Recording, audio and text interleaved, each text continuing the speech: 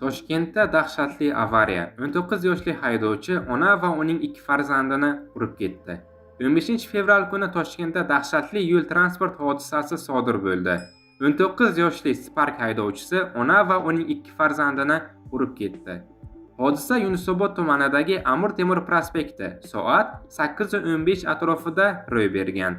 Avtomobil katta tezlikda harakatlanayotganligi sababli haydovchi piyodalarni urib yuborgan. Rasmiy ma'lumotlarga ko'ra, jabrlanuvchi ayol tez tibbiy yordam muassasasiga yetkazilgan va unga zaruriy tibbiy yordam ko'rsatilgan. Farzandlari ham jiddiy jarohat olgan. O'g'li o'rtacha og'irlikdagi jarohatlar bilan shifoxonaga yotqizilgan. Qizi esa juda og'ir ahvolda, ichki organlarining jiddiy shikastlangani aniqlangan. Ona ham og'ir jarohatlar olgan bo'lib, u va uning qizi hozirda reanimatsiya bo'limida.